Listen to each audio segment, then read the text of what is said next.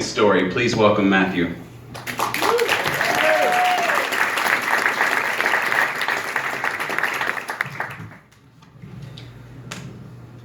Around December 2018, I was the third wheel in a band that never came to be. Not only were my bandmates not as serious as I was about making music, but one of them was cheating on the other with a guy I really didn't like. Nonetheless, because I wanted to be in a band, I was serious about making my career path be music. So I spent a lot of time with these losers in Nashville.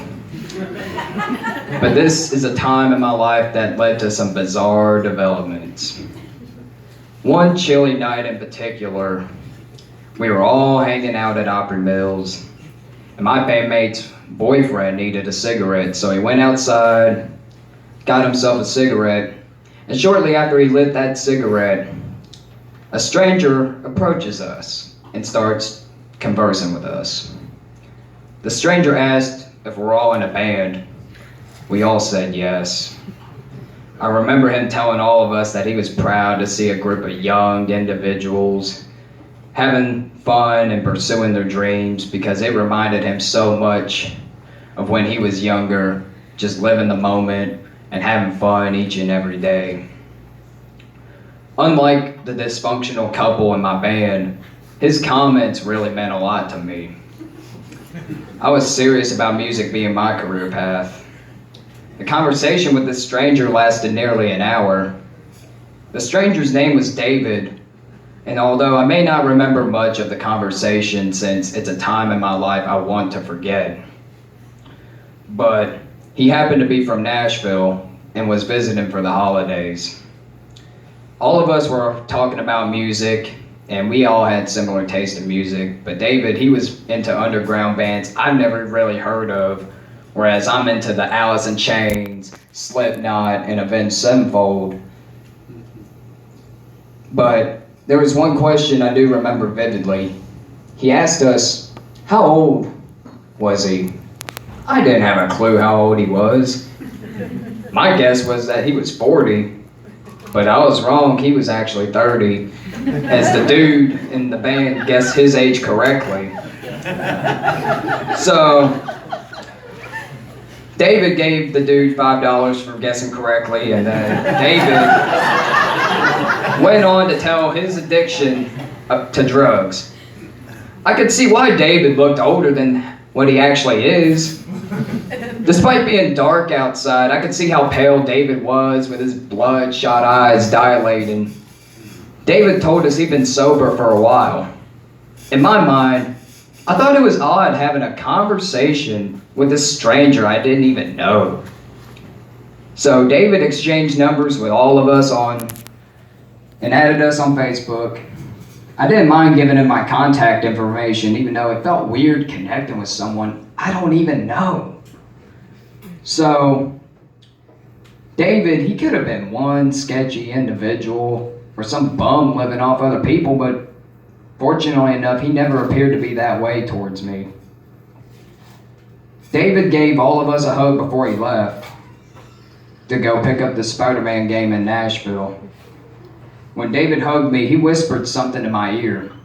To this day, I don't know what he said exactly, since he was sort of mumbling. I want to say it was him asking if I needed some weed. Once David left, me and the band felt he was on something.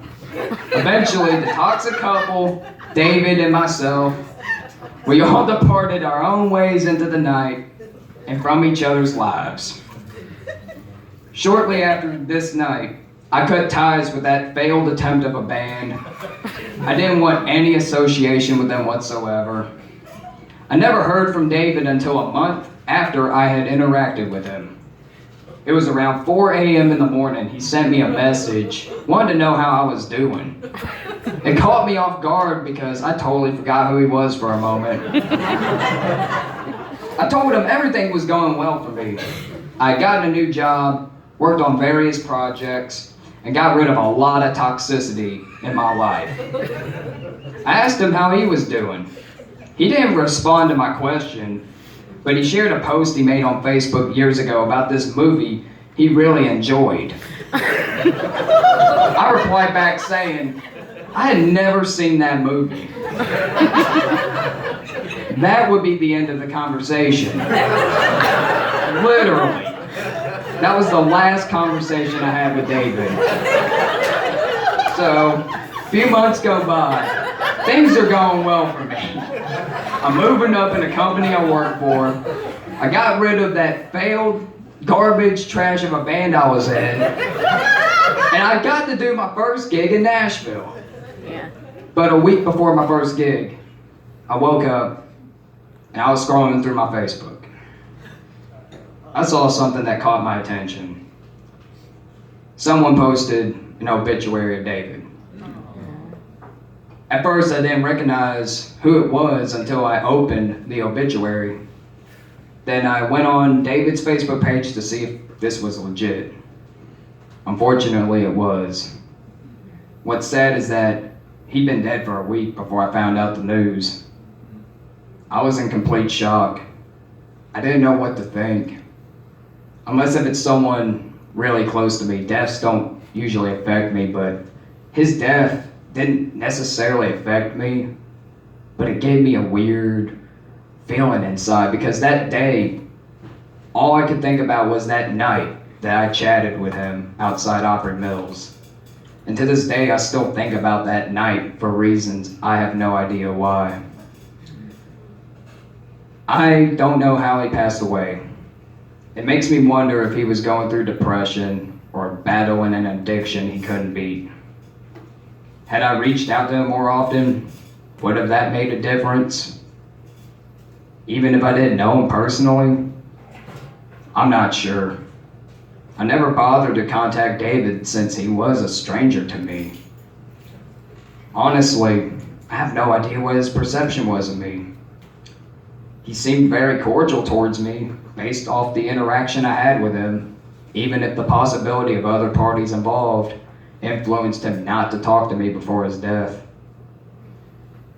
All I know is that he's gone at an early age. You never know when someone's day could come.